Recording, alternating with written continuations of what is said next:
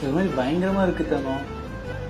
இப்ப நம்ம போட்ட சாரீஸ் எல்லாம் அங்க இங்க போய் ஊத்துனாங்கல தண்ணி மாதிரி.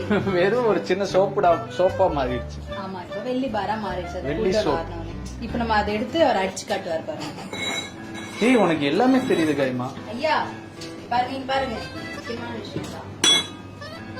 கேட்டுதா அந்த சத்தம்? இதுதான் சார் சாரீஸ் மெல்ட் பண்ணி அதுல வந்து சில்வர். இது சூடா இருக்கும் சார். சில்வர் பார். அம்மா சரியான வெயிட்டா இருக்கு. ஆமா, போன தடவை விட வெயிட் ஜாஸ்தி. அப்போ ஆனா ஒண்ணுங்க, அந்த கிழிஞ்ச புடவைங்களுக்குள்ளார இப்படி ஒரு வெள்ளி கல் இருக்குன்னு எனக்கு தெரியவே இல்லை. அதை யார் சொன்னது? அந்த இது இருக்கட்டும்.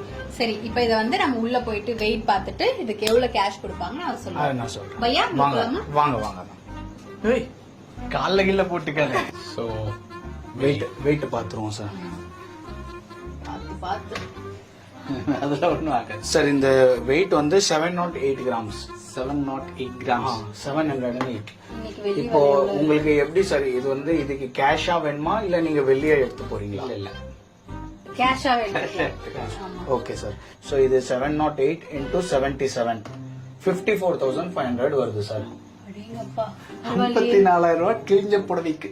சத்தியமா நான் எதிர்பார்க்கல. அதுல இன்னொரு விஷயம் என்னன்னா, அந்த மக்கள் அவங்க நம்ம மாமியார் பாட்டில வந்து அது பத்திரமா வச்சிருந்திருக்காங்க. நான்லாம் வைப்பேனா வைக்க மாட்டேன்.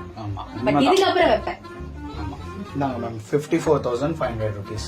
எப்படி என்னோட சாமர்த்தியம்? இல்ல வேற லெவல் ஆக்சுவலா. நம்ம கிட்ட இருந்த பட்டுப்புடவை, பழைய பட்டுப்புடவை வச்சு இன்னைக்கு வந்து 54,000 ரூபாய் நம்ம வந்து ஏர்ன் பண்ணிருக்கோம். உண்மையாலுமே பெரிய விஷயம். காயத்ரியோடைய சாமர்த்தியம் தான் நான் சொல்லுவேன்.